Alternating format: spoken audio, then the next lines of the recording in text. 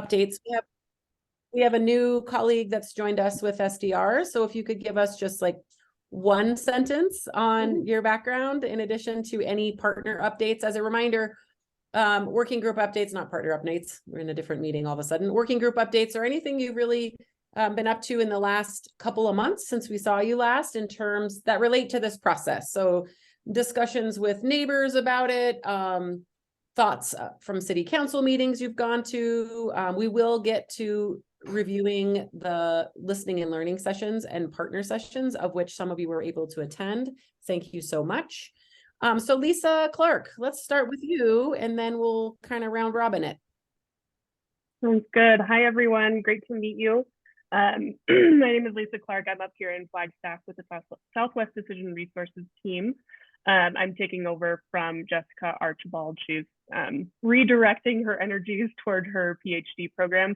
So I'm going to be stepping in and jumping into the world of Sedona community planning, which is very exciting. I've heard a lot about this project. I've done some work in the Verde Valley as well as Chino a little bit. So I'm excited to see kind of where this is headed. Thanks, Lisa. And then I'll just go ahead and call on you in order in my screen. Ernie. The only thing to report is that the League of Women Voters is planning an open Verde Valley meeting session kind of educational program that my wife has been part of the committee developing. And it's being pushed back now. It was originally in March, it's now in April, but I participated in the little planning session, and we are going to, some of the people will be talking to Linda and former chairman Harvey Stern, both just for input preparatory to that program. But I've learned a lot myself as to what's going on in the Verde Valley so far, okay, in the housing situation. And there'll be a lot more that we can all participate in. Okay. So Ernie, beyond housing, which certainly earns its own robust discussion, are you interested at all in having someone or yourself present? Are you going to talk about the community plan, your role, and kind of do a pitch for staying involved beyond housing? Or can we support you in any way? No, I am going to be having some difficulties attending. We'll be gone most of February, and also on a ski trip in March. So I'm going to miss a couple meetings, the next couple. But I will try to catch up with the videos. So okay. And if we can, since it's a ways out, if we can assist or help or show up, just let us know. Also, skiing, great job with your knee. yeah, okay. No great. problem. Thanks, Ernie. Anne. Nothing specific to report. Just everywhere I interact, people are anxious to hear what have we learned and what key changes will be made to the community plan. Okay. Linda. We're not done yet. Linda from an airport, I think. Hi, everyone. No, I'm not I'm actually in a hotel. Okay. And my apologies for being away the last couple of months. I've had a couple of illnesses and some travel in there, but fully back.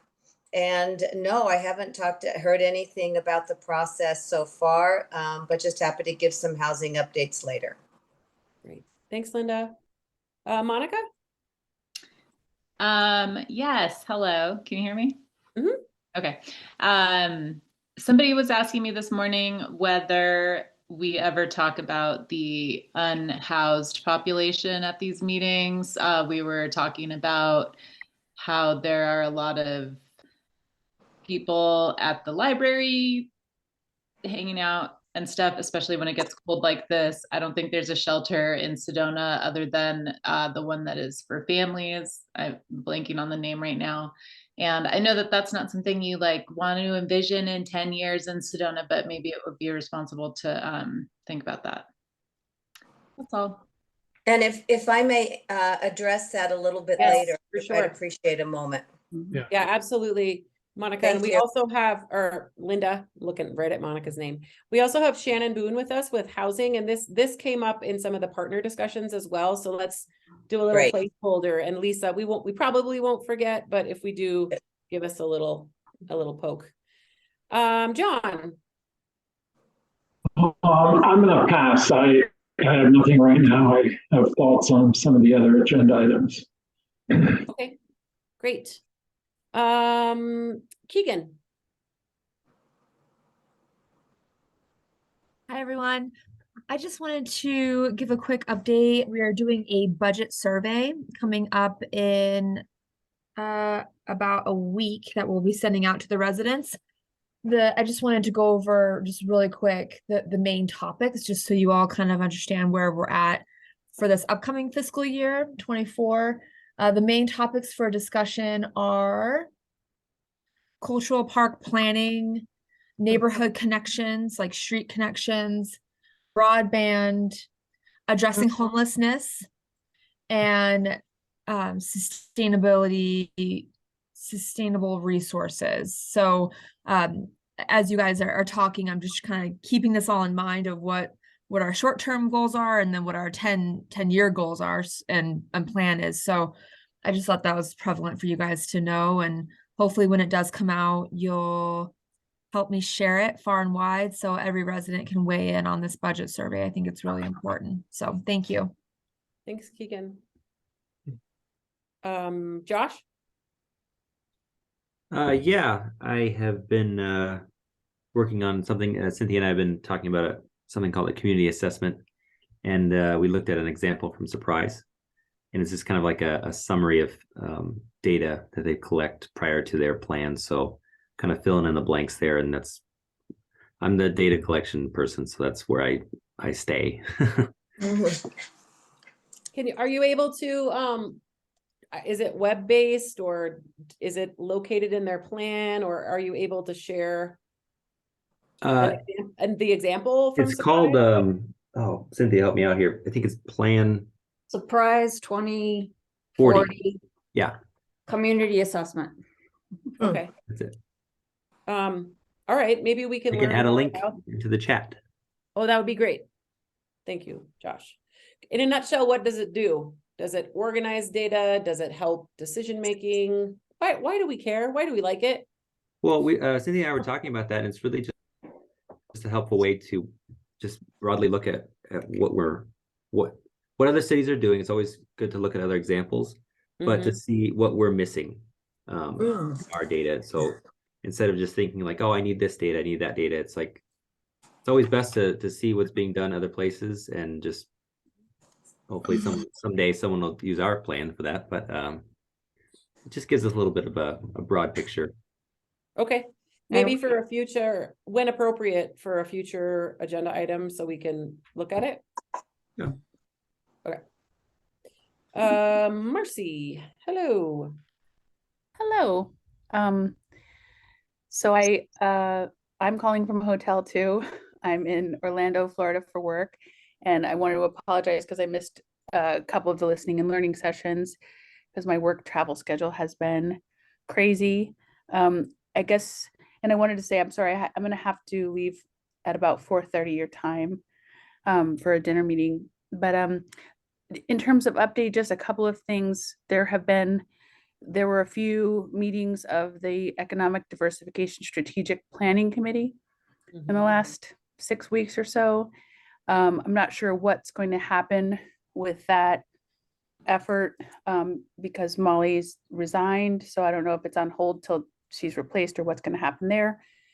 But a lot of the topics, overlap with some of the things that we've been talking about as part of this committee, and but a little bit through a different lens.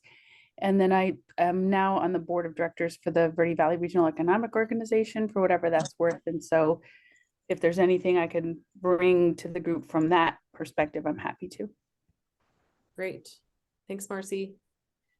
Mary.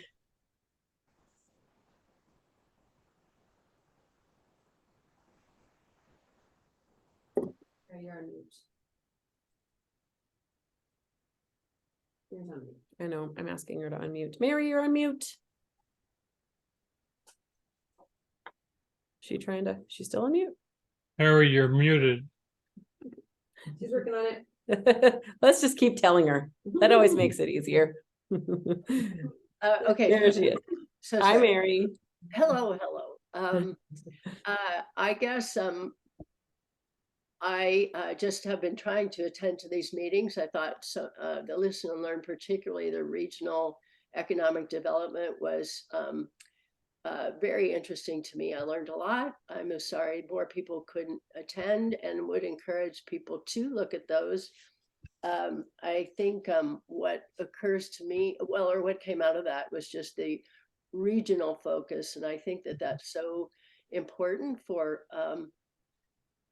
all of us on all these topics to move forward. And Marcy just mentioning that now sort of made me think of it.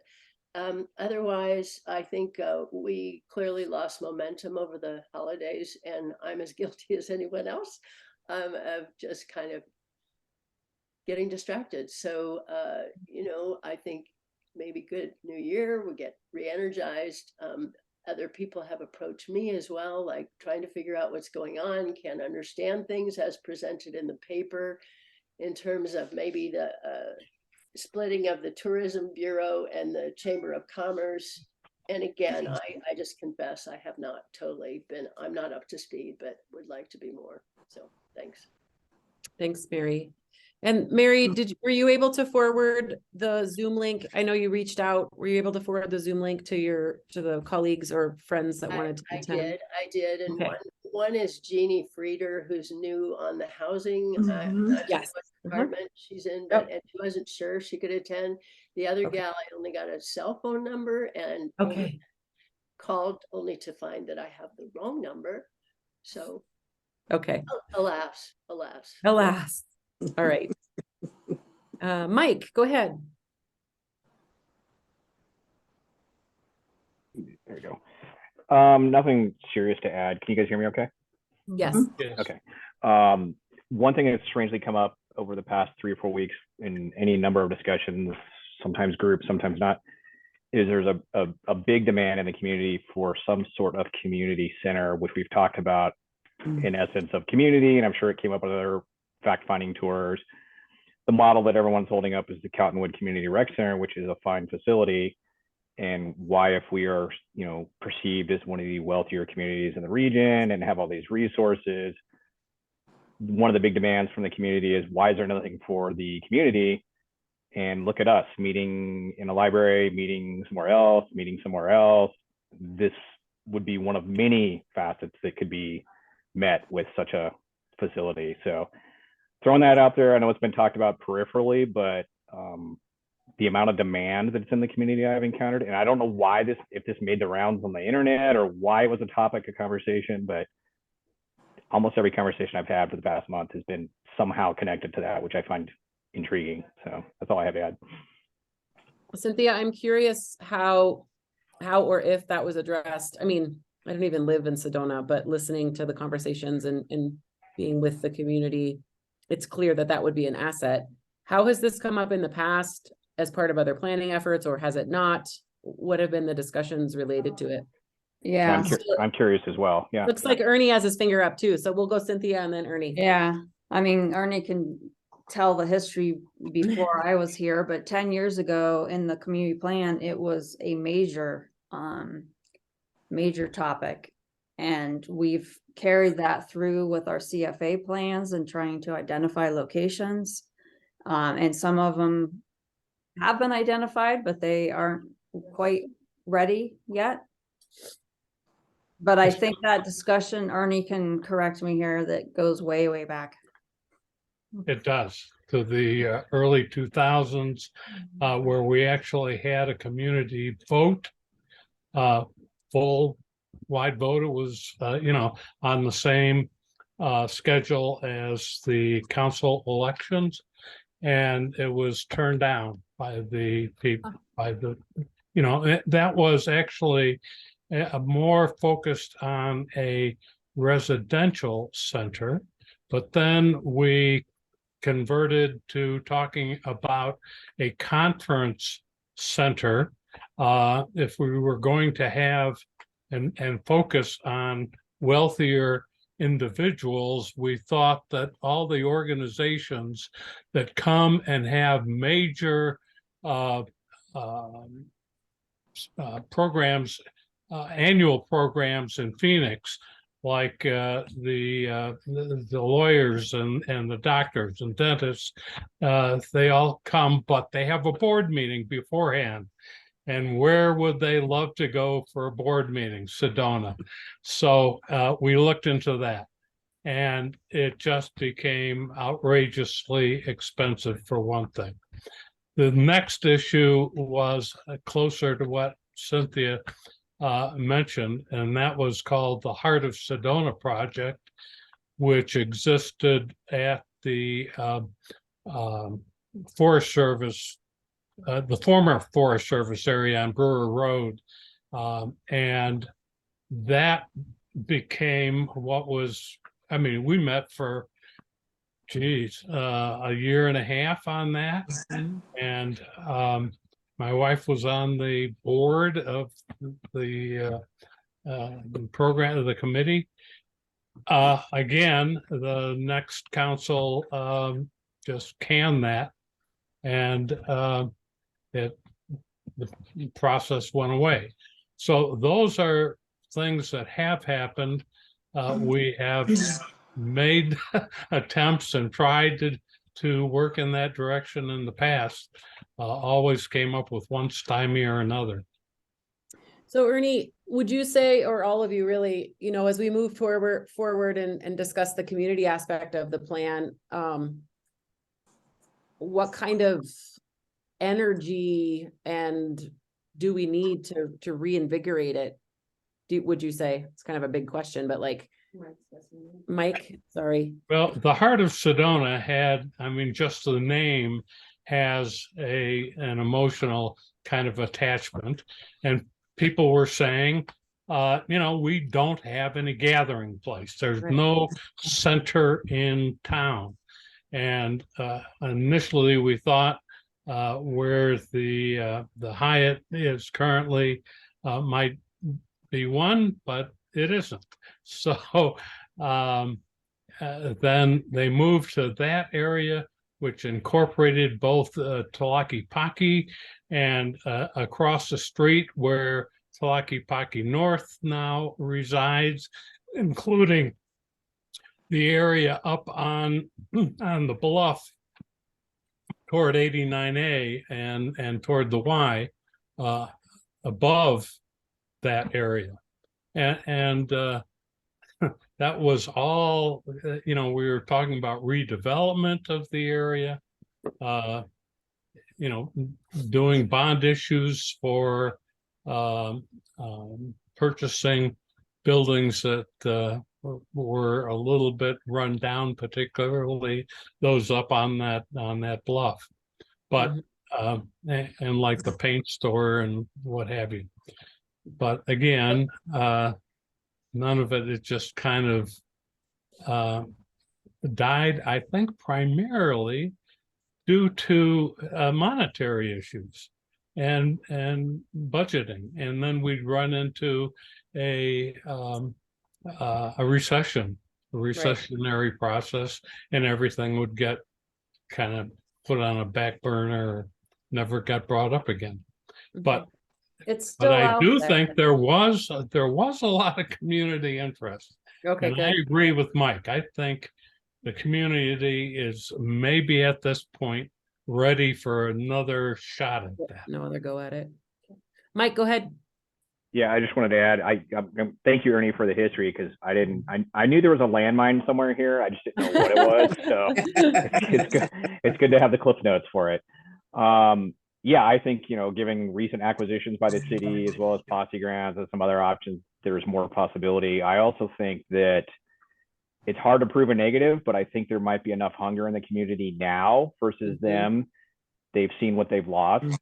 Our jobs are a lot harder because with this committee, I'm sure, because there is no centralized place that people frequent that would be aware of what we're doing, and that would be obviously where we'd hold these meetings. But yeah, I think there's a hunger, and I think it transcends a lot of socioeconomic issues, levels, whatever you want to call it. I think there are people in this community who are embarrassed that there isn't such a facility, because they're like, why isn't there? I'm one of those.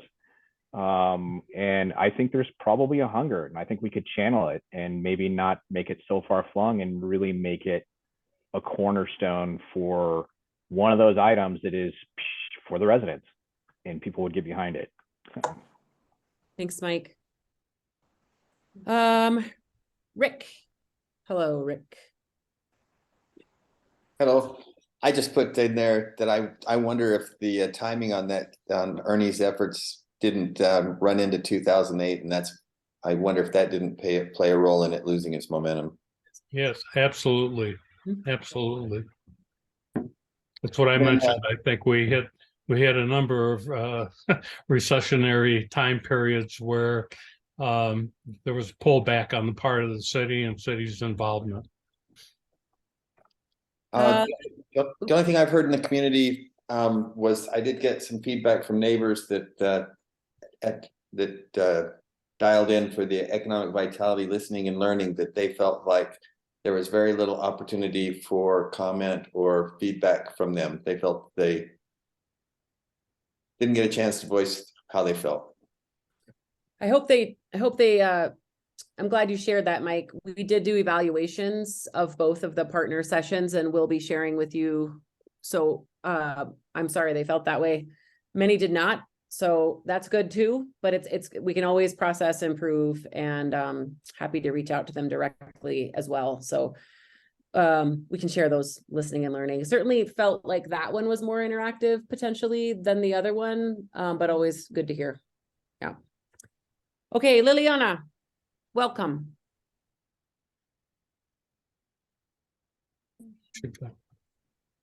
Whoop. Hi, sorry. Okay, it's okay. Thank you. Any updates, Liliana, in your community that you'd like to share? Well, I've been off. I'm a little bit sick, so I've been off of the meetings. So I haven't get caught off on the things. Oh, hope you feel better soon. Thank you. Tony. Hey everyone, good to see the band back together again. So I think your question, I'm going to paraphrase it, Andy, to Ernie around how do we ensure this idea remains? I mean, I think Linda and Mary have been talking about this concept of like a cultural center, a city center for a while now. And it seems like, it's maybe it's something we're hearing from other residents, but we are the channel of the residents in many cases. So I hope it makes it into the plan, because I think that a proposal around that is exactly the type of tactical, tangible feedback that citizens want to see from the city and from us, kind of driving this process forward. I'll also mea culpa on not having reviewed the recordings. I've got an employee who's joyfully out on maternity leave, but I'm left to kind of do two jobs for the next several months. And similar to Anne, I've gotten lots of great feedback from residents. They're acknowledging that we have reached out to them many times. They feel that they've had opportunities to provide feedback if they've wanted to. Feedback is turning into a little impatience with, how much more do you need, and when can we get started and get some stuff done? So I think our mission has been accomplished largely from that perspective. And again, this is a small subset of uptowners, but these are people who are pretty active in this process. So. Thanks, Tony. And it is time to get the band's back together, but it's definitely time to have another community gathering. So that's coming up soon. In tandem with focus groups, hopefully. So we'll talk about that. Shannon, welcome.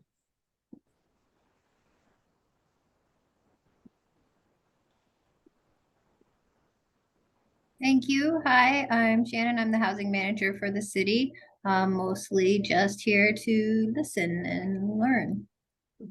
You can update us on your new employee. Yes. Who's also joined us, correct? Yes.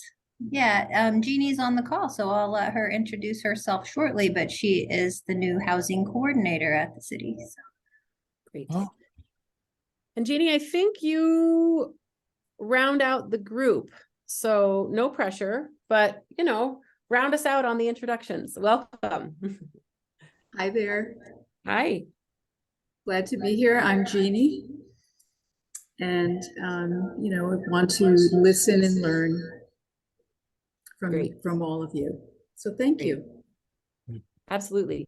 So Jeannie and Shannon, if you're in the same room, one of you is going to have to turn your audio off.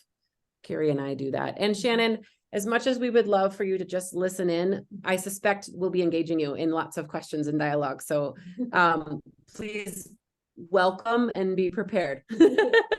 Because we'd love to spend some time really talking about housing, and it was great to meet you or at least engage with you last week at the partner meeting. So great. Anything else? Reflections on that? Nice, robust. Did I get everybody? I think I did. Not me. All right. Who did I miss? Oh, Cynthia. Sorry, Cynthia. Go ahead. Right. Let's see. Today we had an update to City Council. They're doing their 3-day annual retreat to talk about priorities. So updated them on the community plan, status, etc. So I think that went pretty well. They didn't have too many questions. There was something else I was going to bring up and now I forgot what it was. Yeah, I'll think of it later. That's it for now. All right.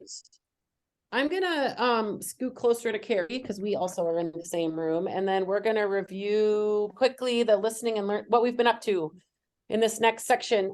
We were able to do 2 listening and learning sessions in December, exactly a week apart. I'll tell you generally what they were. The first one was surrounding circulation.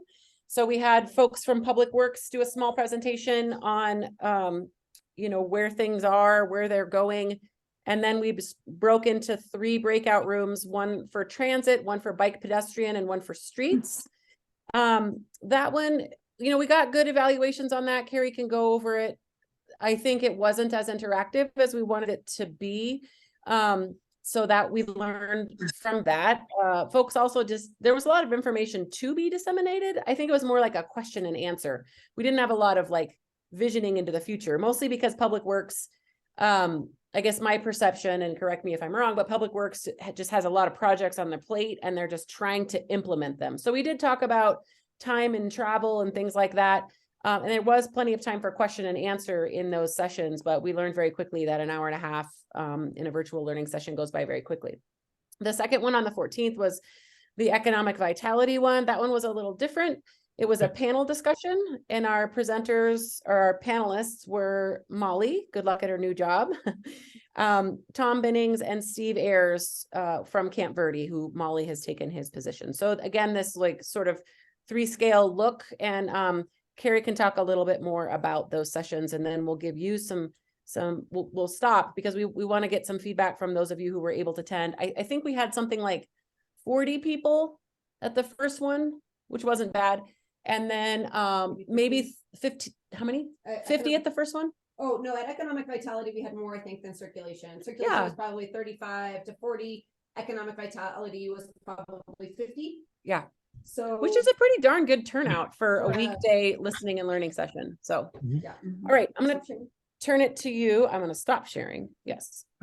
Not that I have like a ton, I'm not gonna share my screen just because we have, but for those of you who are able to participate with the circulation, to Andy's point, the city was really able to demonstrate that they heard a lot of things from the last community plan. There are a lot of things in process. There are, especially as in regards to transit, not just trailhead shuttles. Like there's a big effort moving forward for a more robust transit system. Robert Weber was able to really talk about that. Well, he was able to prepare Kurt to talk about that. Robert wasn't able to make it. And we had breakout groups. So those folks who are most interested in transit went into a small group. Those who are most interested in bike and ped went into a group. And then those who are most interested in streets went into a group. And so I think the bulk of that, at least from my perspective, I was in streets with Andy Dickey from Public Works. And there was a really great like reception as far as they could ask questions. We were populating questions in the chat. I was calling on folks to really, for those folks who really wanted more pointed questions to Andy to be answered. And so I think from that perspective, it went really well. Same thing with bike and ped as well as with transit. So I think Andy is totally correct. There was a lot of information sharing on the part of the city, but there was an opportunity for folks to get those kind of more pointed questions, personal questions about perhaps their neighborhood or their sidewalks or those kinds of things. But it wasn't necessarily 10 years down the road because the city's doing so much work now to make sure the last plan is kind of getting implemented. Yeah. I can share the evaluations. Well, she pulls those up. It'd be great to hear from any of you that were able to attend, a little feedback on your session, or I can't remember who was there because it was a month and a half ago. Mary, I think you attended. Anne, I think you've been, or how did you think it went? I thought it went well. It was disappointing because Robert Weber wasn't there, and the person who took our breakout group actually had an incorrect answer to one of the questions. He said only buses would be able to go down the Ranger Road extension, and I don't think that's, well, Robert Weber told me later that was not correct. So that was disappointing that we didn't have, you know, a person that could answer some of the questions. But it was a good session otherwise. Yeah, Robert had some sort of family medical situation going on, unfortunately. Others that were able to attend? Yeah. Go ahead, Ernie. I was there and participated in the transit breakout, and I was kind of a little disappointed. I didn't want to jump in with my point of view as much as listen to what others were doing. But the fact is, I think that almost everybody is in favor of transit as a concept. But when we get to the practicality and the physical limitations of our particular structure with only the particular highways, etc., and not even having a lot on 179 to deal with all the traffic coming from Phoenix, and then trying to do a planning process when everybody has to kind of throw up their hands and say, well, we don't know how we're going to, park cars. And so the plan currently almost is to drive them all the way into the center of town and do something from there. Well, that doesn't really solve anything if their car is already in the center of town. And I don't think that part of it was addressed in that session.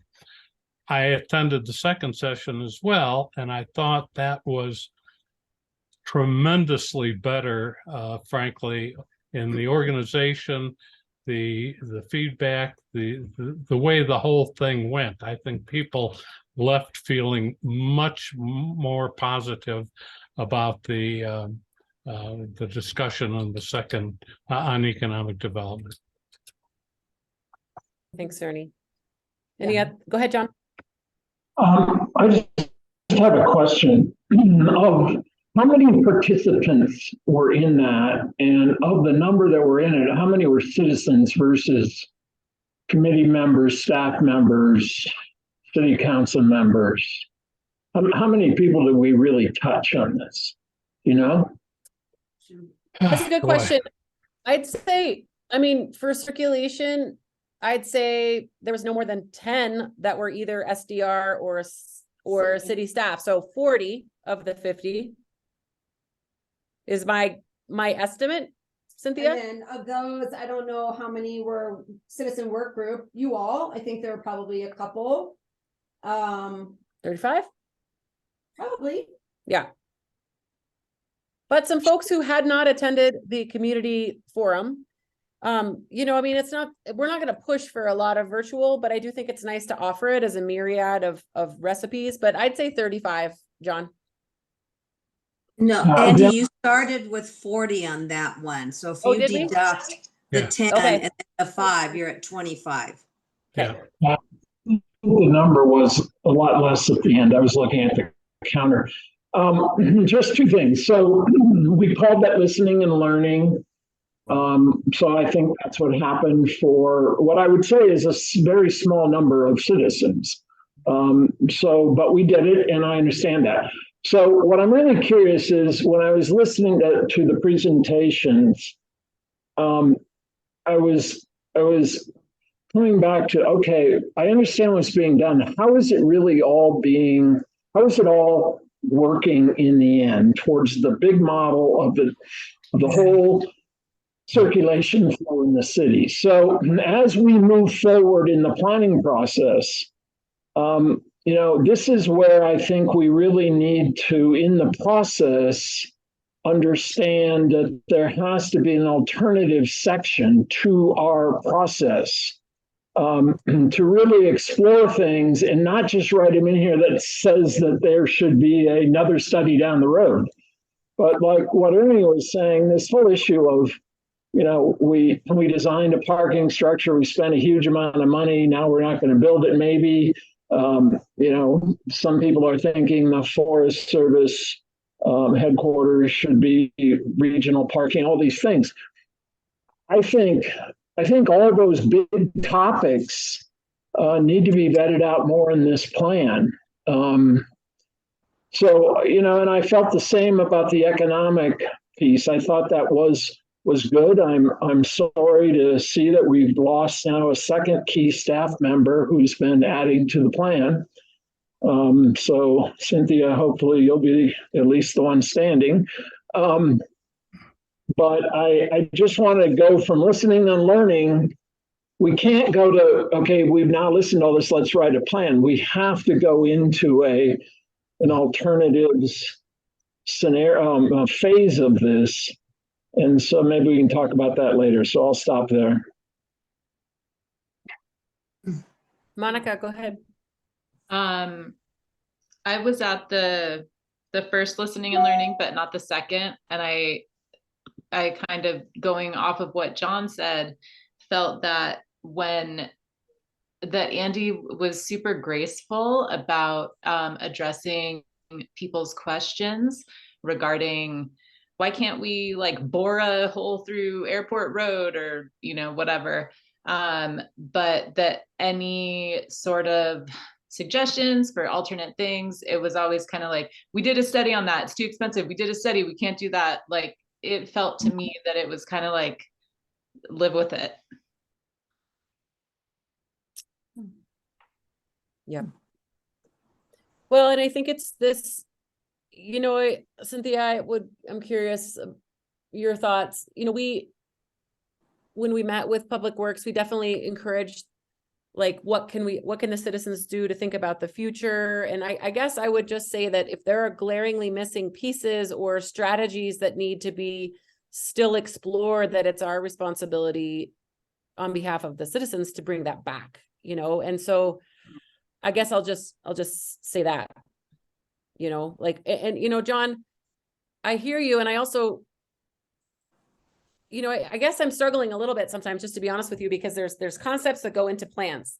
but then at the end of the day, it's the decisions about that that's really what's most important. And so this idea of a community center, I mean, every chapter has its own nugget, you know. So what can we do? What can Cynthia and Josh do specifically as the people gathering the data to show you that these conversations are going in with some teeth, like we've talked about in the past, you know? And I don't know how or at what point. I think that's Cynthia, our next discussion. Oh, well, fantastic. We'll wait 10 minutes. 4:05. At 4:05, we'll figure all that out. It better be good, Cynthia. Okay. You see what I'm saying? Though I think there's some urgency to start seeing, you know, and I think that's normal. Ernie, go ahead. You know, let's go back to. Hold on. Go ahead, John. Oh, Ernie's talking away. With mute on. Let's go back. I'm not muted. Am I now?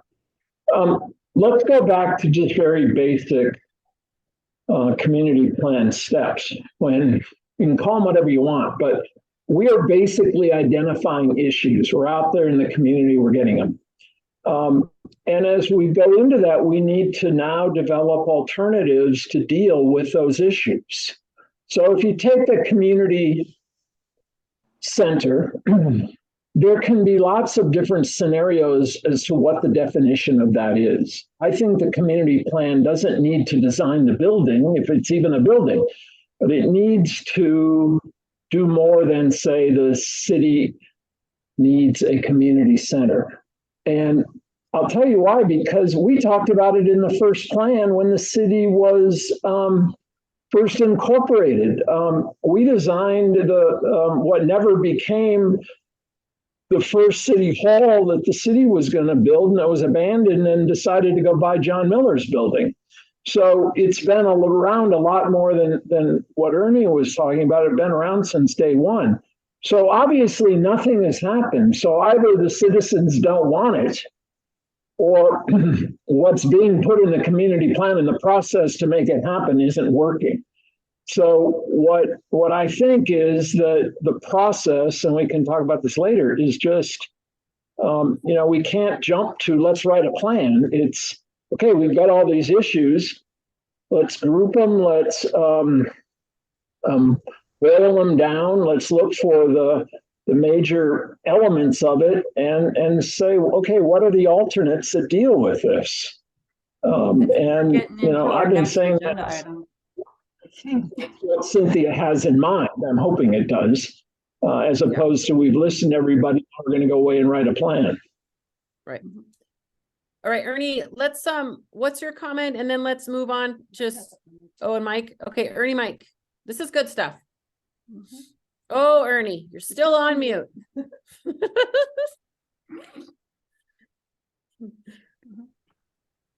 Okay, one of the things we're missing, I think, is the fact that when we talk about transportation, we have to marry transit, if there is such a thing, with parking. You can't separate them. And apparently that's the current attitude that we have. We talk about parking in one category and then transit in another.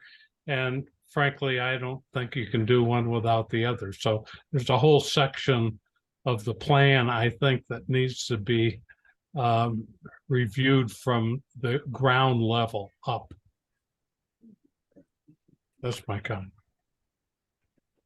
It's great to hear that, Ernie, because in conversations in preparation for the listening and learning, that is almost verbatim what Robert Weber said. He said, when we talk about circulation, you cannot talk about this wheel of all the components of circulation without parking. And that is where there seems to be a lack of consensus in the past about how much and where. Right? Yeah. Because you can't just expect everyone to have a bus stop outside their house for transit. There has to be a parking location.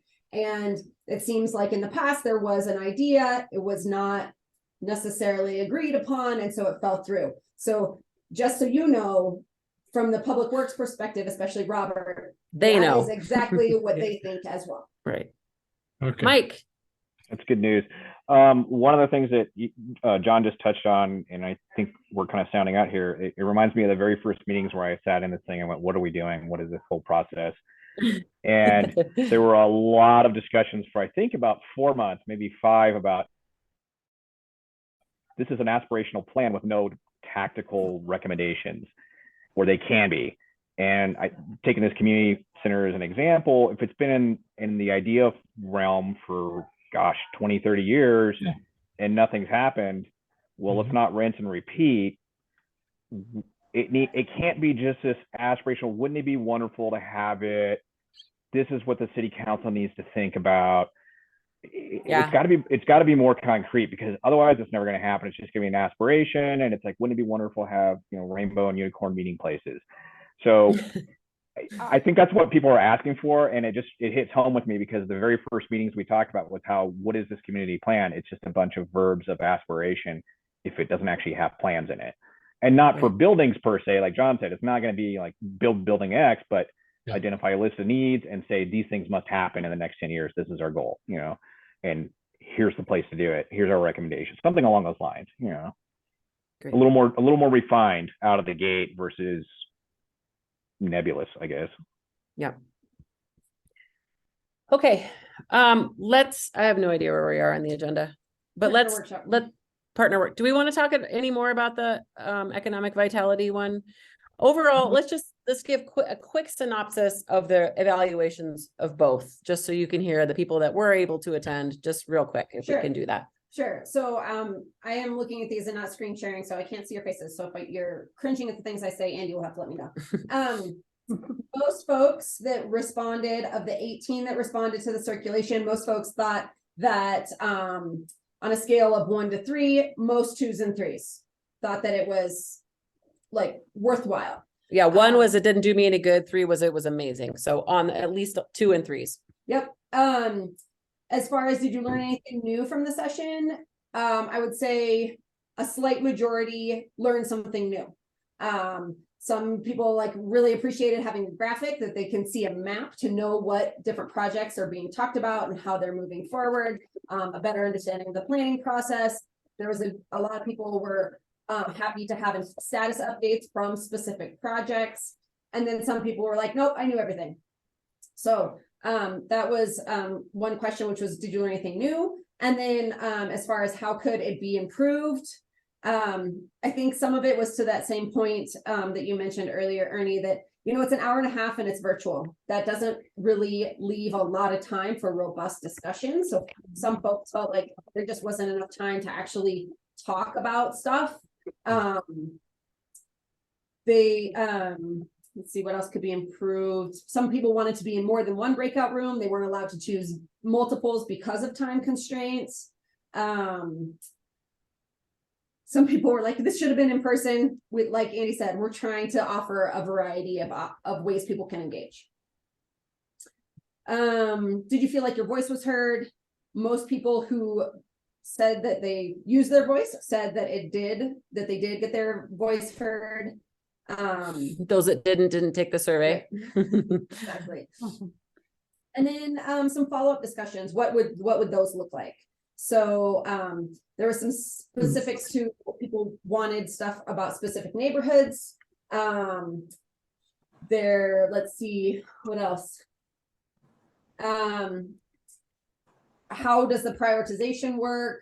Continuing to think about solving issues surrounding 179. We recognize, and I know the city recognizes, that there are lots of traffic and circulation issues surrounding 179. So what are different strategies for working on that? So that's kind of the bulk of what we heard from circulation. No overly glaring, like this was a waste of my time. But again, we did hear, wow, this was great. You know, I got some questions answered. I got more specifics. Others saying like, I already knew stuff, or I wanted more time. Regarding economic vitality, same survey. Same survey. Overwhelming majority gave this 2s and 3s. Only one person gave it a 1 as far as how effective or how well done was it. Did you learn anything new? we said, you know, that there was some broader conversations about the region, not necessarily specific to Sedona. So it was not necessarily learning something new, but people were appreciative of a more regional context. So again, you know, what could have been improved? We asked a lot of questions via chat. That was kind of what you have to do a lot of times with Zoom, is to get people to really provide feedback, recognizing when you have 50 people, it's hard to call on people individually and have like a really good listening venue. So we did a lot of chat. Some people were frustrated with that. They wish that there was more time, again, to explore some of those comments made by participants. And then, did you feel like your voices were heard? Some didn't speak, some spoke only in the chat box. And then some said, I was there, and then I rewatched it on the video to kind of redigest some of the content there. Yeah. So that's kind of the evaluations. Again, you know, for as many people as attend, we get about half maybe that responds to the evaluations. So that's just kind of what you get for numbers. And we're happy to post these evaluations on the work group side of the website. If that's something that you all would like to see, we can certainly do that. Yeah. Yes, I would. Okay, let's go Marcy, then Mary. Then Linda. Then Linda. Cue them up. I guess I will watch the videos, but other than the process stuff and the overall evaluation, which is very process oriented, were there any kind of key takeaways or new ideas or overall themes that rose to the top in either of these sessions that we should have on our radar for talking about substantively? So I think, good question, yeah, Marcy. great question, Marcy. I think Trying to remember. I think, and this is kind of a salient, like, are there follow-up discussions needed about economic vitality from the evaluation? And it's this idea that Sedona can make a plan for Sedona, but that it is within a regional context, and that there is this recognition by all of you and by the people who are participating, that Sedona is highly impacted by those people who come to visit, whether that's from Cottonwood or whether that's from New York, right? That the community can devise this plan, but that the plan is highly impacted by, and the community is highly impacted by the rate at which and the quantity of people that come to visit, right? Yeah. So there was this recognition as well that, like, Sedona is part of the Verde Valley, and using your neighboring communities as like those to lean on for how to best devise plans regarding economic vitality. That it can't just be like Sedona is not this completely isolated middle of nowhere place, right? There's Cottonwood, there's Camp Verde, there's Clarkdale, there's Jerome. There's a lot of places that are all small, but you're all very interconnected. So keeping that in mind, especially as it relates to circulation and economic vitality. And housing and all the other things. Right?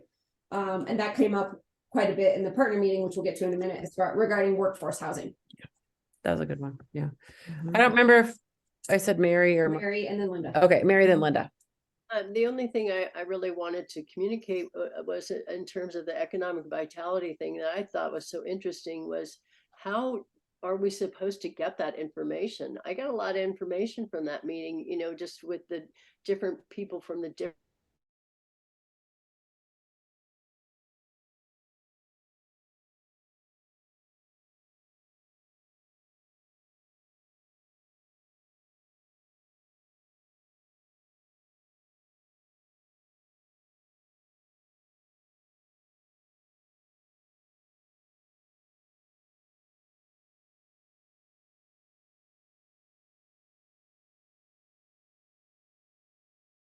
if there's going to be, if there's another listening and learning session, or the next one's going to be in person, you know, some things that people are likely to see, and forgive me if I've missed all this, maybe it's being done and I missed it. I know there are postcards that go home to say something is happening. But what if we put up banners on 89A where we put Merry Christmas, and we say next community plan update meeting, and the next banner says what the topic is, and the next banner says where it is. it's going to cost, but everybody driving by will go, cool, that's our next meeting. Another one is to take full page ads in, okay, I'm going to say the word, it's not a bad word, Red Rock News. And we talk about this education component for the people outside the 25 who attended the first meeting and the 35 who attended the second, that was not us or staff. They would have an opportunity now. A lot of people would go, whoa, that's interesting. You know, I didn't know that the community has achieved this or is doing that. And it might even counterbalance some of those lovely editorials we hear that basically says everything is, you know, not listening to the community. So those were a couple of ideas that I had, because I'm always concerned about how can we really reach people in multiple ways, not just postcard at home and not just social media, but what else beyond that? And maybe even if we set up another meeting, we do it in sets of two, one during the day, one at night, or something along that line. So we really have an opportunity. And what's nice to hear, when I know there's something important and it's been out a couple of times, you know, you tell them again, and then you tell them one more time. Yeah. That if I miss it, it's on me. I had Yeah. plenty of ways that I saw this and I Yeah. didn't attend. It's on me. That's it. And I'm glad Keegan is on the call because she's been our master of social media and all that. And, you know, the numbers of participants in a virtual world, I don't know, but I'm excited to get back together in person because we know your community at least showed up, and hopefully we can get them to do that again. But Keegan, any thoughts on additional means of promoting that you can commit to right now on the spot? Well, it's not coming out of my budget. So I like the Red Rock News article or ad idea. I think it just makes sense. That's a huge publication. And in our 2020 community survey, the respondents said that they get the main source of how they get their news is the Red Rock News. So I think it's a good idea. I don't think we can put signs up on 89A because of ADOT, but I think we could put a sign up maybe on that Posse Grounds place where they always put event signs. I don't know the logistics of that. I'm sure it's a lot harder than just saying let's put up a sign, but that could be a cool idea, and then we wouldn't have to worry about ADOT or any jurisdictional things. Cynthia, I'm sure you have I'm sure you're not liking this, but what are you thinking? You're on mute. We have some pretty strict signage requirements, but that doesn't mean it can't be done. So Who's got a plane? We'll fly some signs over Sedona. Blimps. Blimps. I don't know. All right. Well, certainly listening and learning was not the preferred situation. I do think that given it was over the holidays, we don't know how many people could have shown up in person. I think it helped. It reached a few, and we're moving on. We don't know if we'll use that again. Maybe we will for touching base. Certainly for smaller meetings, those have a place, such as your flexibility today while our internet went out because there's so much snow on the lines. All right. Let's take our short break. Let's take our 5-minute break because I know Cynthia is going to talk about kind of where we are in the process. Hopefully I don't know what she's going to talk about. It's going to be amazing. Well, we also want to, after the break, and we still want to make sure that for those of you who were able to attend the partner workshop. Oh, yeah.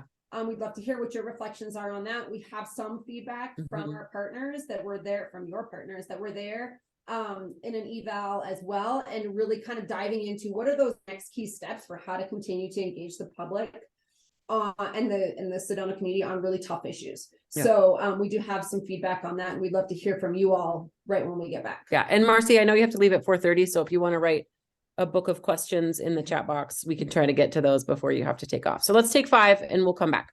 All right.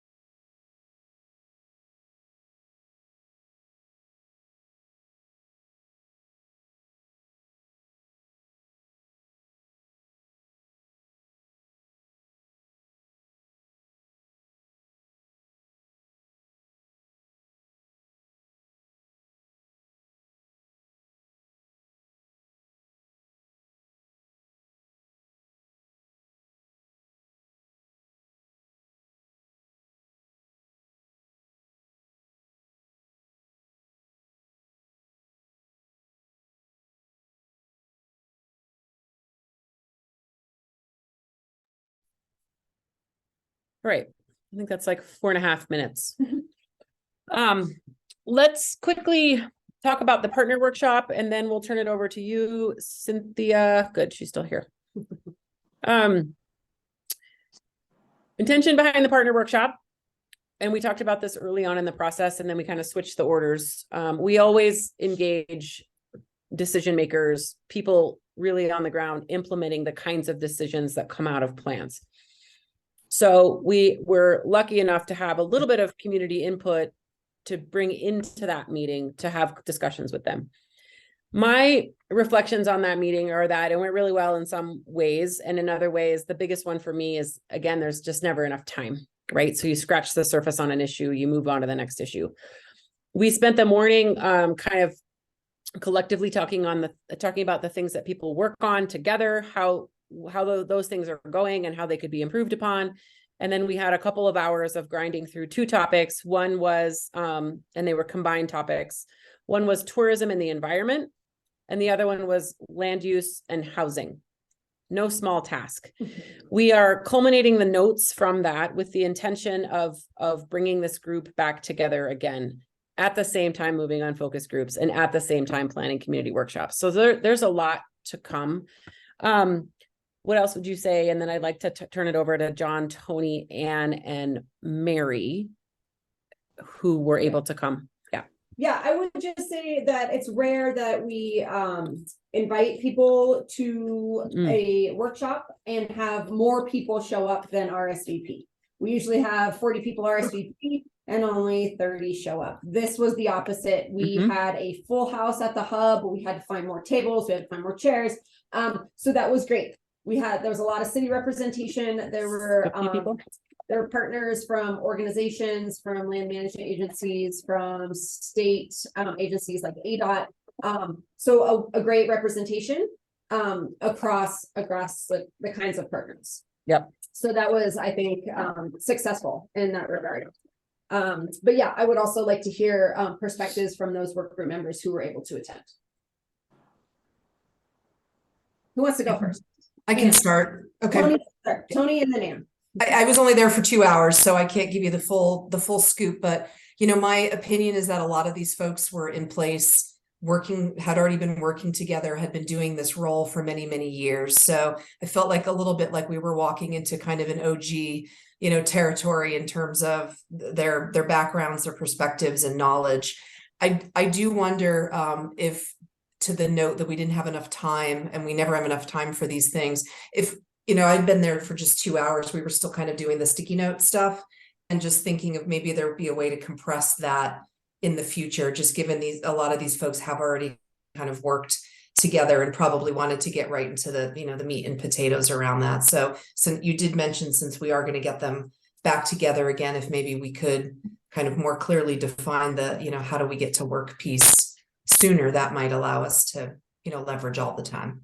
Not dissing the sticky note stuff, because I know it's valuable. We've gotten a lot done. We need to team build. That's a great way to do it, and do icebreakers and stuff. Yeah.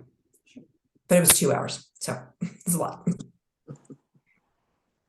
I think I'm unmuted. Can you hear me? Yep. Yes, we can.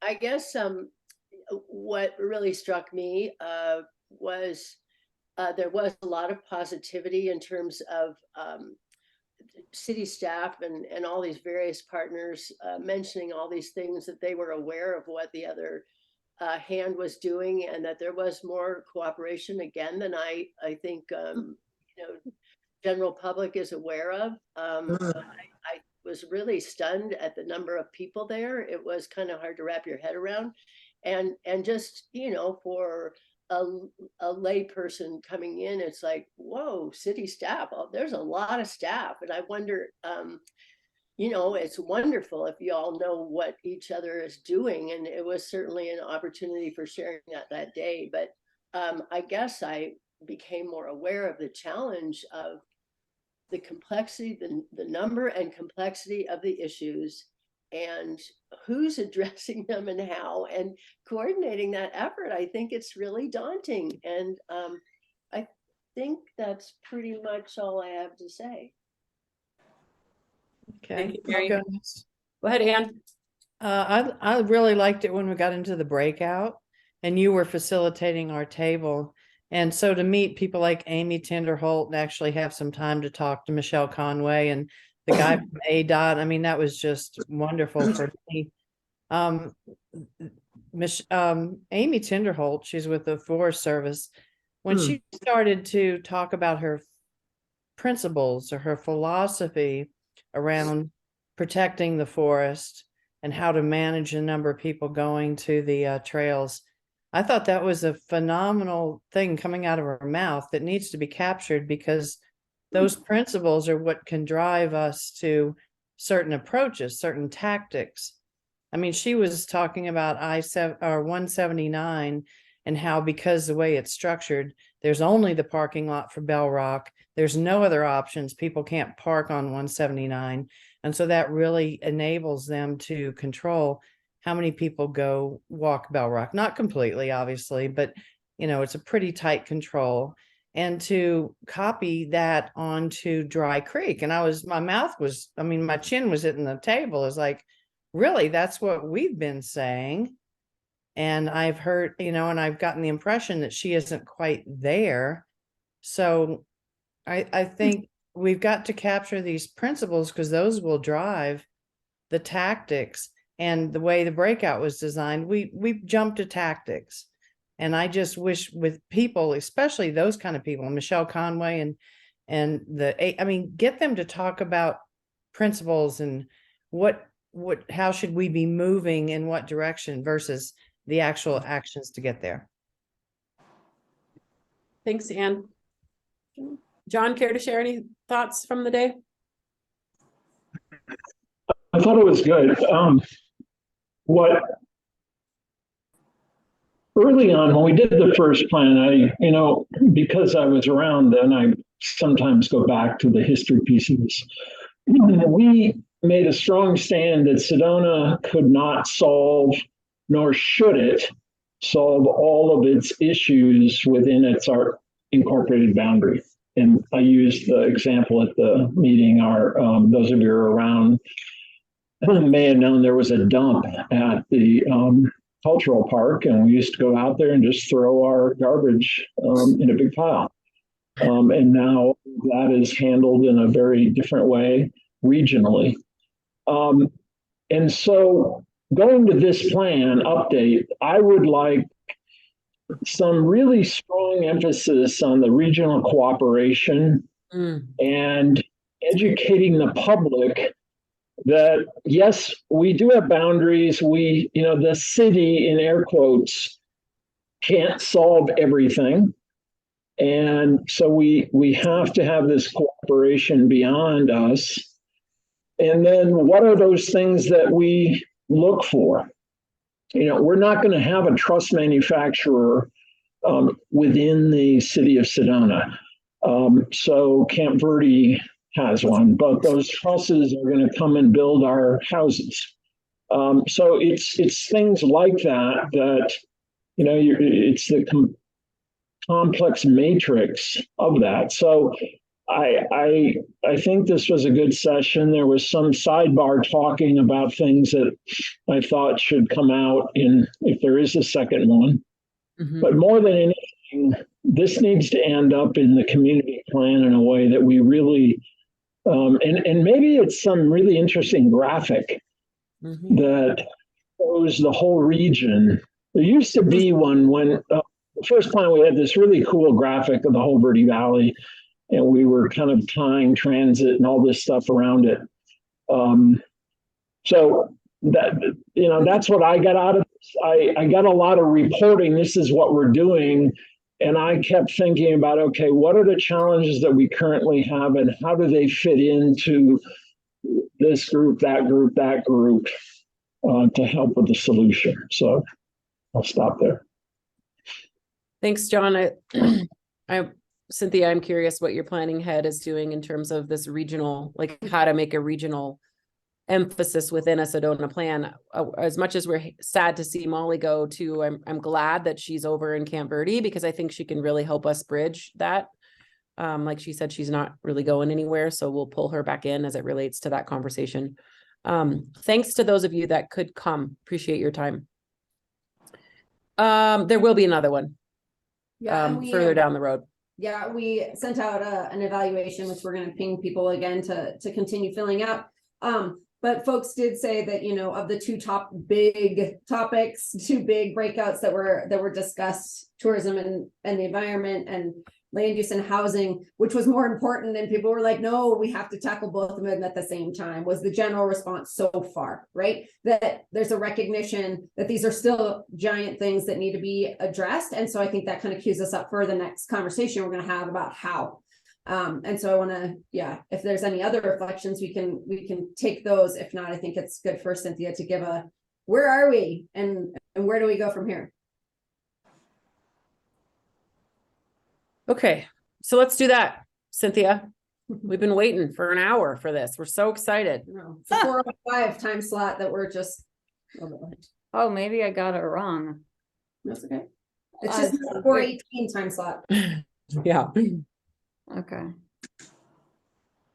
Yeah, it's the community engagement ahead part that I want to hear from everybody what they think, but I'll give you relatively brief overview on where we are, big picture.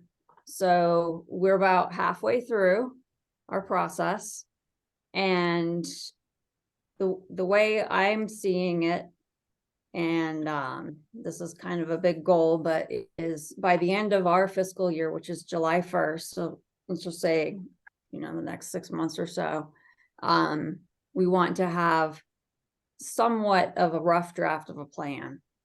And then in the next 3 months, I am envisioning that we're going to have some pretty intensive outreach efforts. I think combination of the focus groups and then these community workshop forums, which we will discuss next on the agenda. Let's see. So we had 4 phases of the planning, and phase 2 basically is understanding the issues, identifying potential recommendations. So that'll come out of our focus groups, community workshops. And then phase 3 will be when we have a draft plan. So after July 1, we will have something to take to the public that they can throw darts at, basically. And then we can revise if needed. And then our last part of the planning effort will be the public hearing phase. And that's where we will take the draft plan through Planning and Zoning Commission and City Council. And so basically, there's going to be, once we have a draft out there, so let's say July 1, there will be multiple versions as we move through towards the end. And so whatever we have July 1 might include alternatives, but just know that it's going to evolve as we get more feedback from people through the process, all the way through to City Council's final public hearings. So that's like the quick overview. I've been going through and working on a little bit more detailed outreach program. Besides the 2 items that we're going to talk about next, the other one that I have on the list that could go in tandem with those would be more surveys, probably more informal, online, like casual surveys, I guess you will. But I think those could be topical. For example, focus groups, you know, maybe it's before and or after, and the surveys are topical. So that's kind of the one thing that I added that we probably don't have time to talk about today, but just keep that in mind that that's out there. So that's kind of a quick overview. I'm really curious to hear what everyone thinks about how many focus groups do we have, because we are thinking about having a series on different topics. And I think we've been learning from these other workshops that are only scratching the surface. And the way I'm envisioning these future ones is that we come a little more prepared and structured and have like questions for people, maybe questions or maybe trade-offs, that sort of thing. And so that's another piece of it that I think we can use the work group's help on, is to look at those type of things and make sure that we go in, like the partner workshop, those are huge topics to cover. And it's like, we're going to have to narrow it down more on these focus groups. So. Ernie, go ahead with your question or comment. You're on mute. You're on mute.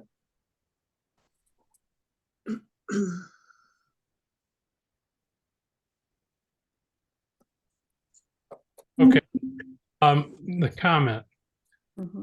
The when you talked about the schedule essentially, and we're trying to get something done by the the end of the fiscal year.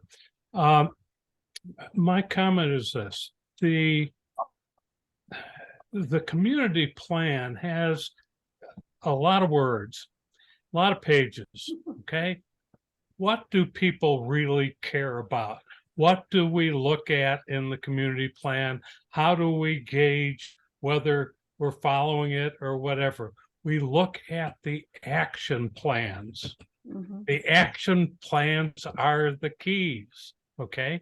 And this relates to what both Mike and John said earlier. It's I don't know how we do a first draft if we don't really have in mind some definitive action plans. When are we going to get to that most critical part of the entire process, is developing those action plans.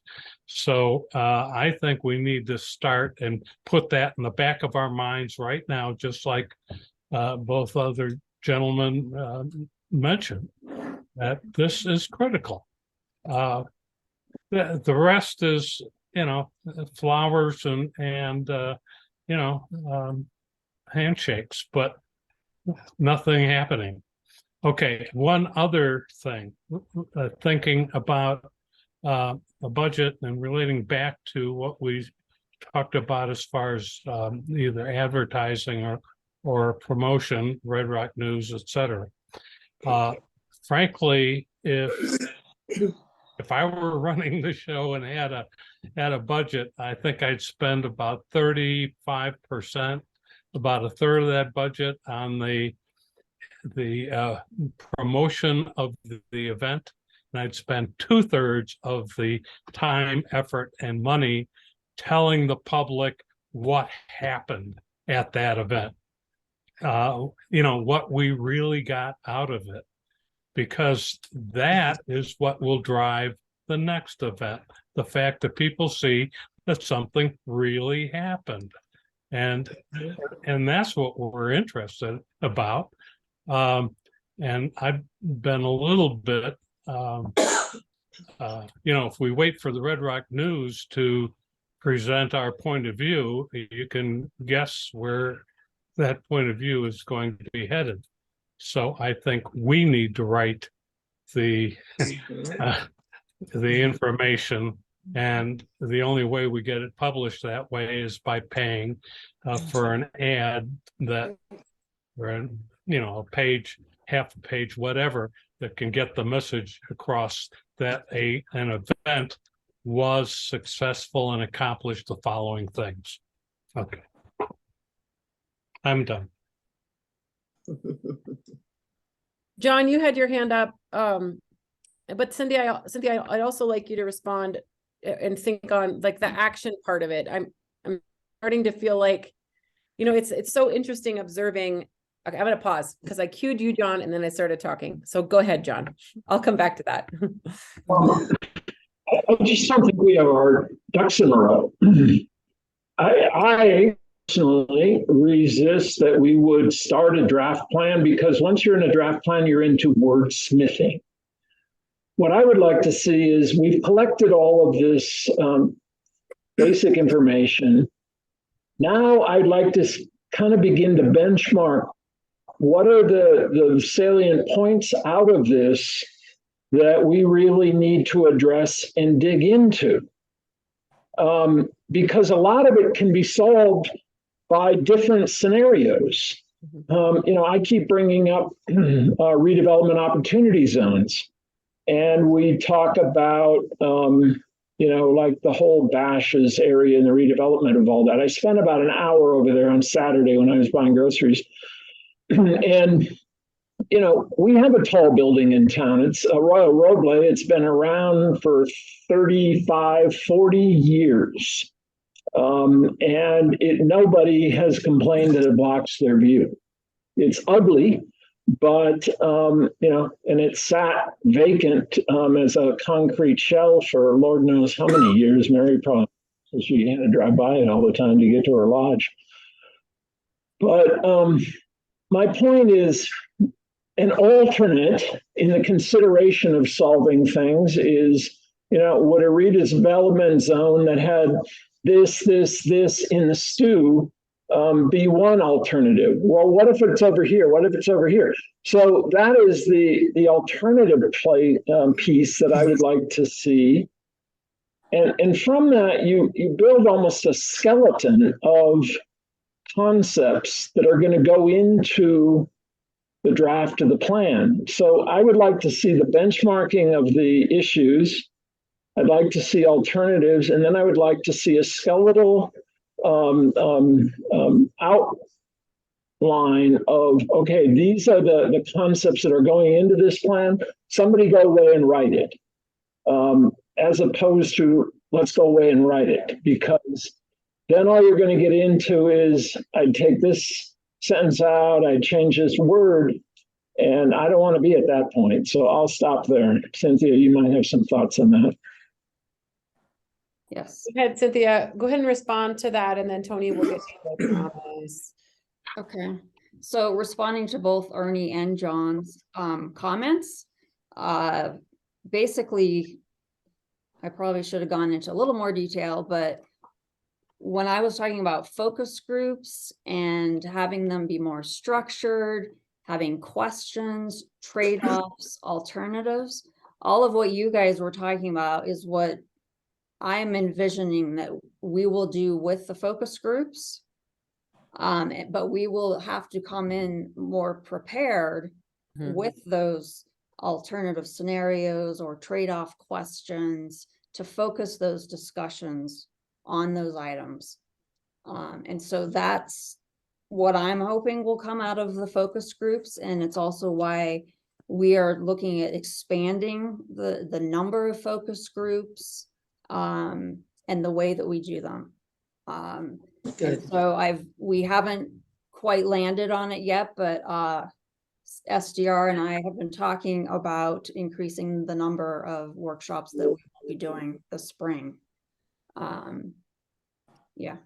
Can I add to that? Because that to me is great. I'd love to hear a little bit more from you around the space right before that, which is do you have any thoughts yet? And it's okay if you don't, and if you want our help in what that looks like, there sounds like there's some people on the phone that would love to help with that, which is, what is that content that informs the focus group, right? What is where you ask the questions about trade-offs? People can't talk about trade-offs unless they've got a couple of ideas. So I'm curious what your framework is for how you will come back to us and say, this is what we heard after condensing all of this information. Here's what we think stands out. And then we spend at least one kind of full 2-hour meeting with each other going through all of that. Do you have any thoughts yet around like what that looks like? And I don't mean like Word doc or PowerPoint. I mean how you're thinking of laying out. So we've been I'm going to use, is Shannon still here? She is. It's time. I will use Shannon and housing as an example, in that we would start out by looking at all of our data we've collected, looking at any existing plans or studies, and then we will get with a staff member like Shannon to talk about how many sessions might we need? What are some of the potential questions or scenarios that we might present? And then I think where we will need some help with that in the prep as well as at the meetings themselves is from work group members. And so, for example, Linda, I'm volunteering you to to help with the housing workshops, and that you can work with Shannon, for example, on figuring out what are those questions that we might want to be asking people. But we're still always having to combine the education piece with those discussions. And I think that has been our challenge, and always will be, because Shannon made the point at the partner workshop is that in order to even dive into some of these questions, you have to spend a bit of time explaining the background behind things. Right. So I'm sorry, because I don't feel like my question got answered. I think we're talking about the mechanisms for which we're going to deliver what we've heard. How do we crystallize into a single document what we've heard? And I don't mean the plan, I just mean a simple list. You know, we've been talking about some main categories, right? The tourism, environment, land use, housing. If those are the big four, what are the things that are under that, so that we can react and respond to that? We can agree after listening to all of this that that's what, you know, we think are the things. Then we can figure out how do we take it out and get that next round of resident feedback. What are your thoughts around that? So we've got our database of comments. We're actually still, we're still feeding information into that.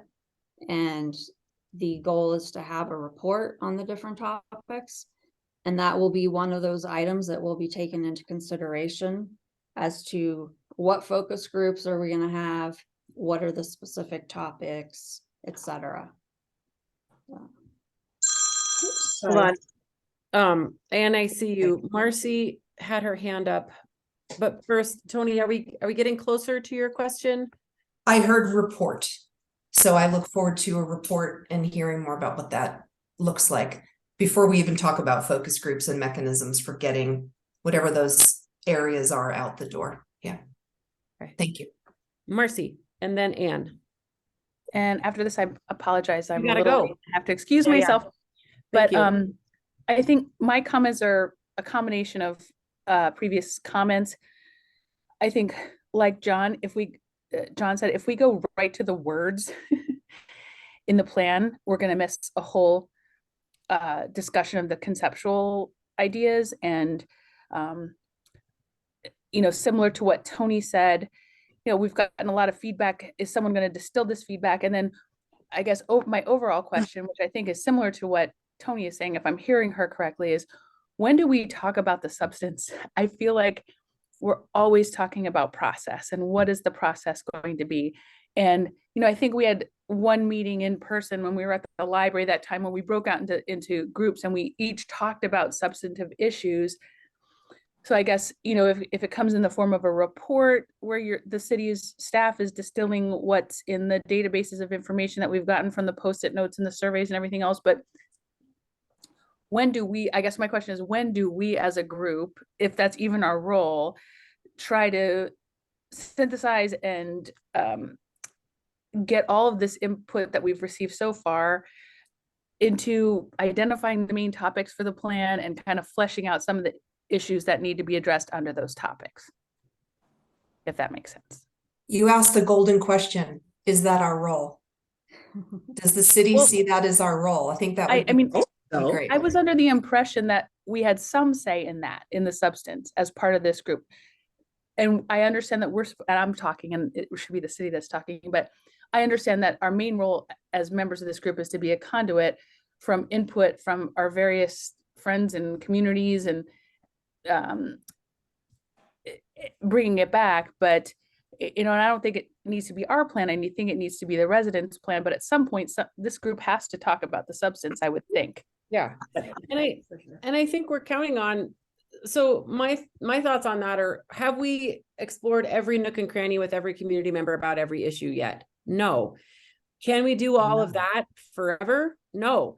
So do we have enough? Do we understand the issues enough? We probably are starting to. Yes, we have not had big community meetings about housing yet. Do I think those are needed?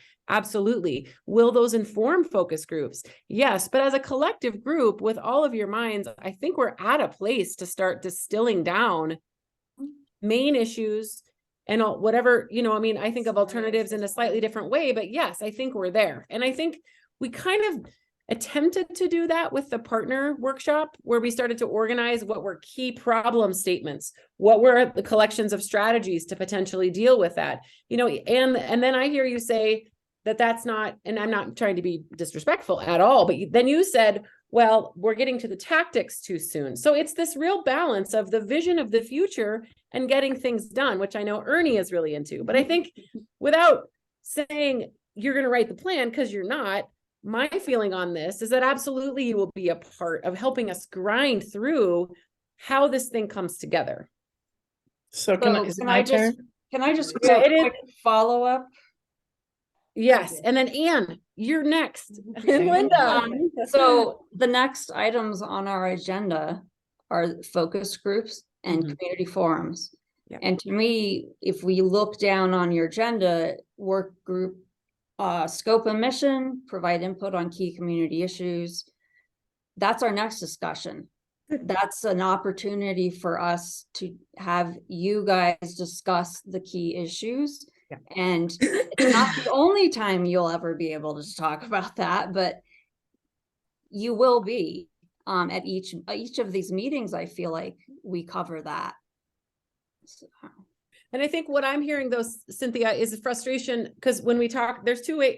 They want more substance, right? They want, and we need to do that. So let's pick one. Let's pick the housing thing and let's tackle that together and help Shannon move that forward.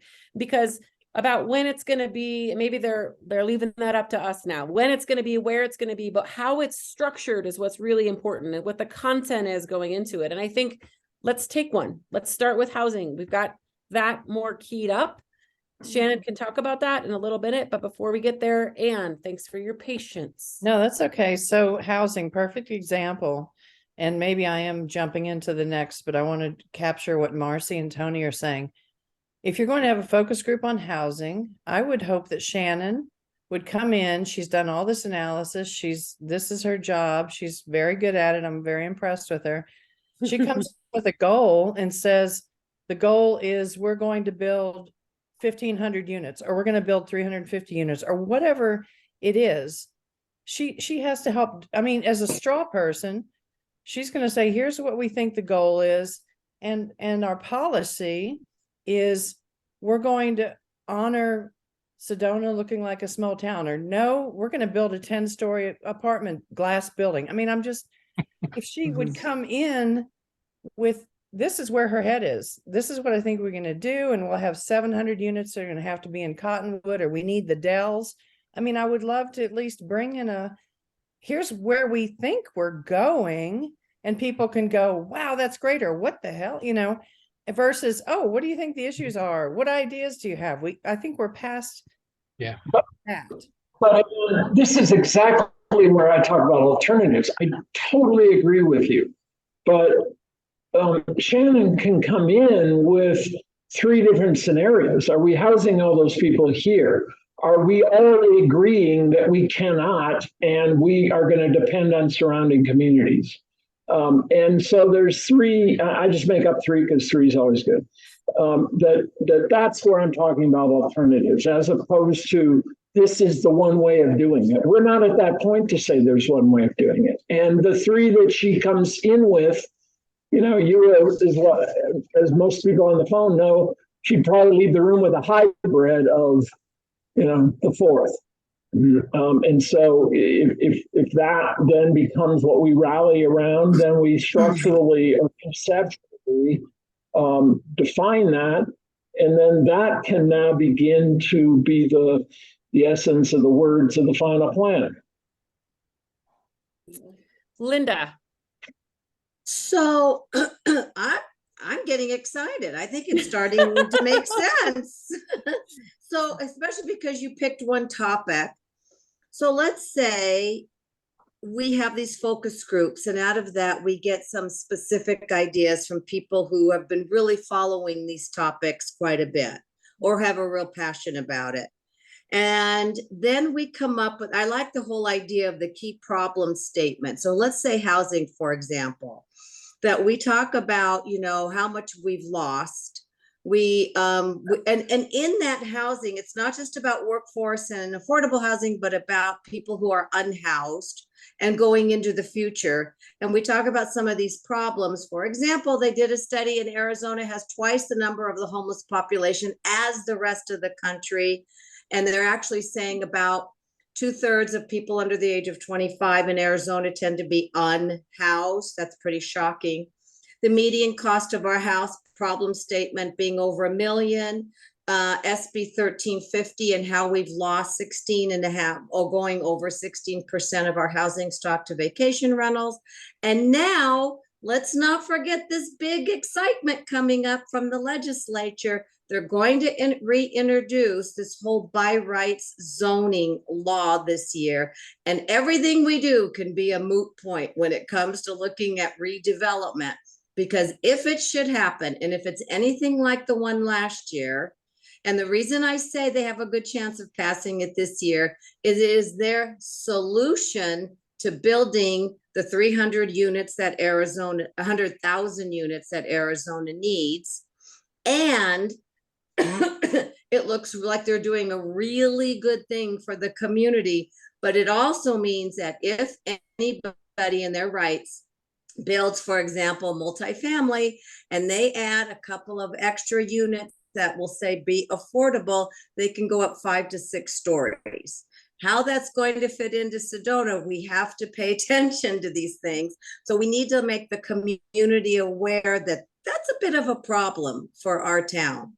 And so the second part of that, so problem statements, the second part is some of the general ideas for strategies, which could be looking at more density, the cultural park, regional development, and a regional approach to solving housing. I don't need to go into a lot of detail. You get the idea. The third element now can be some specific solutions for housing. Now we're going to get very specific that people can look at this without getting into the weeds of exactly how it's worded, but it can be sort of looking at smaller homes, buying deed restrictions, rent local, etc. So now we've got ideas. So once I'm seeing, and unless I'm totally out in left field, just drinking the Kool-Aid, let me know.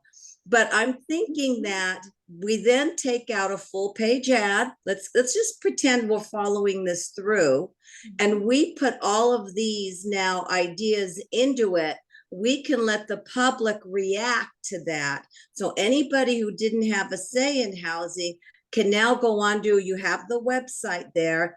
Please weigh in on these ideas. We'd love to hear from you. We have until this date, and we're going to close it off, but you all have an opportunity. That's how I see we get, you know, the professional input, all of the things that Shannon knows that everybody else doesn't know. And we get all of that and we distill it down to the specifics. And now we are making recommendations. Rough draft, of course. So that's what I had. Was I on mute by any chance? Should laugh. Yes. I raised my hand because I have a question for you, Linda, and for all of you as it relates to housing. So being mindful of this thing that happens with the community, sometimes any community, is what you want to make sure you avoid is that there aren't people somewhere creating the plans and they didn't have input on it. So I guess my question is in terms of sequencing and in terms of community engagement, as we move forward with housing focus groups, is it best to have a community forum where everyone can come and complain and have ideas, and just the big bucket of community ideas that then informs the housing? I mean, that's typically what works best. But I guess my question is, timing wise, have you all had enough discussions with the community about housing as a whole to inform this focus group? Or do we need to do that first before we move on the housing forum. Does that make sense? Because what you don't want to do is get out in front of the community. Shannon, yay, please answer my question.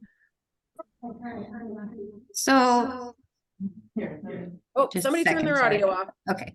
So the reason that just kind of having a session where everyone shares their ideas is challenging for me is because I hear the same things over and over and over and over again. And half of them aren't possible. They're not legal, they're not financially feasible, they don't solve all the problems.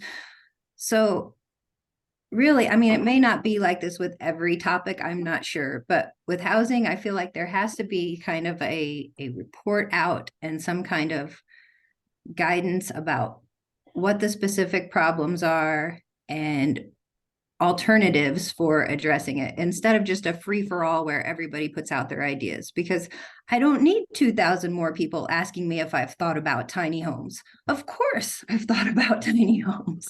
So, let me just say that so I don't have to listen to 2,000 people suggest it to me.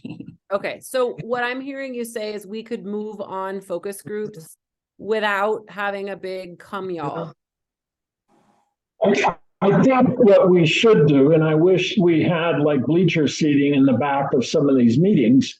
I think you could have a focus group, invite the public, and have, just like the city council, have time for that so they could listen. Shannon's right. Last 2 times we know what the housing problem is. We don't know what the solution is, or we don't agree on the solution, or we're not. So we don't need, as Shannon says, to hear about tiny homes. The answer to that is, have you ever lived in a tiny home? I lived in a 300 square foot house for 2 years in Oak Creek County. I lived in a tent, and I'm not going to live in a tiny house anymore. But the point is, let's get past that. Let's get to some real alternatives on the table and get reaction to that. And now that we have Shannon, that can be her role. She's the quote unquote expert for the city on that. So let's trot her out and get her, in front of everybody and get it into a very serious conversation that people are listening to. Yeah. Comments on that? Moving towards, okay. Cynthia, any thoughts from you?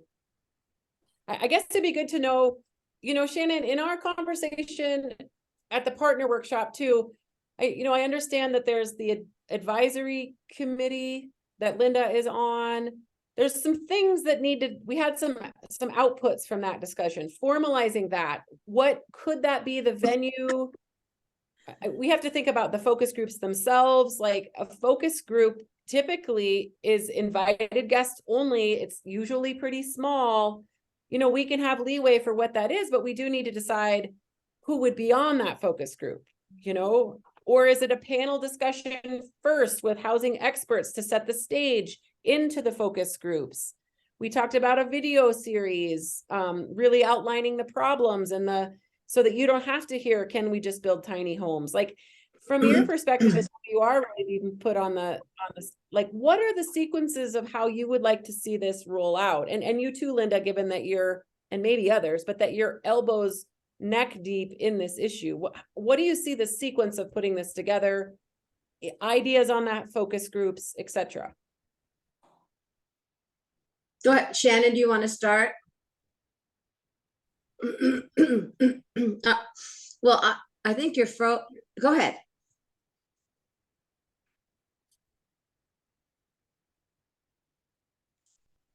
Oh, she's on mute. I think she's on mute.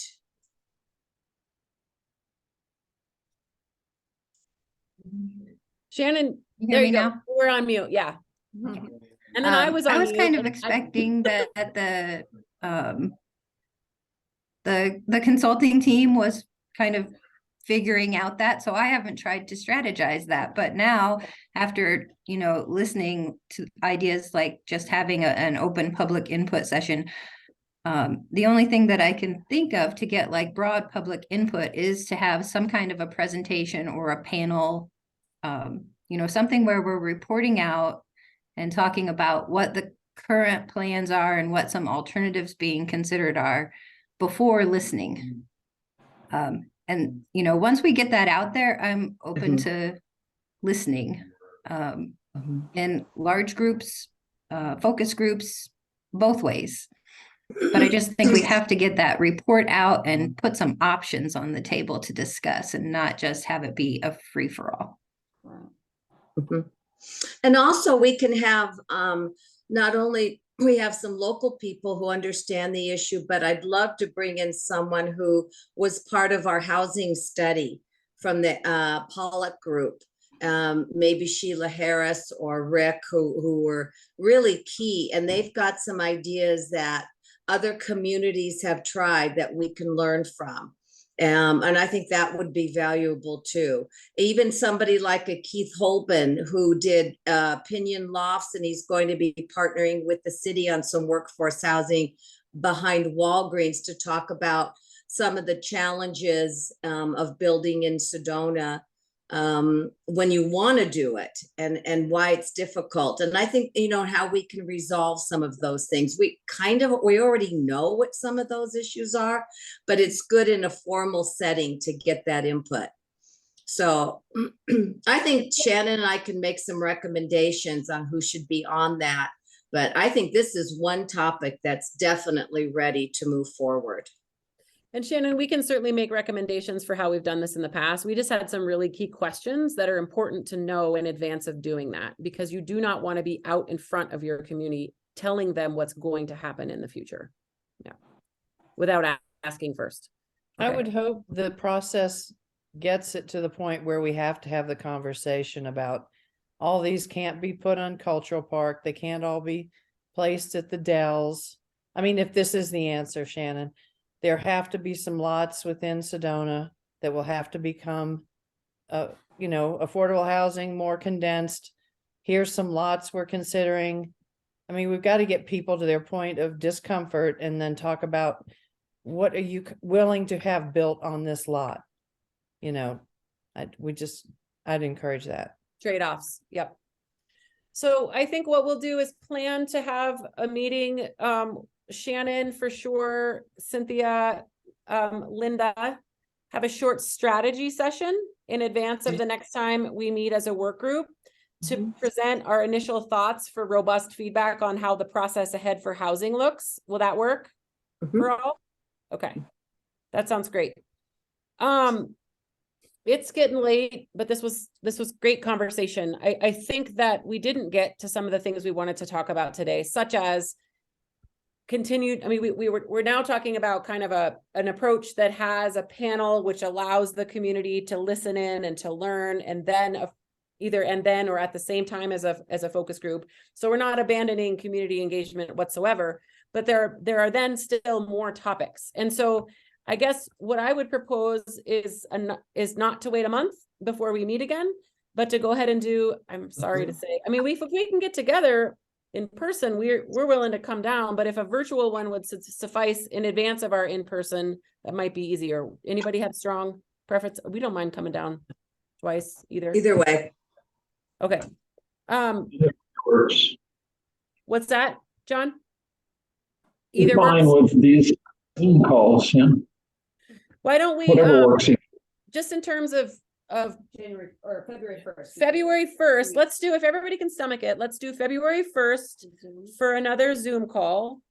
We will have had a meeting or 2 or 6, just kidding, Shannon, with Shannon, Linda, and the city to kind of just a straw man, as Ann talked about. And then housing will be a big part of that, the next work session, in addition to the things we didn't get to today. Make sense? Yeah. What other focus group topics?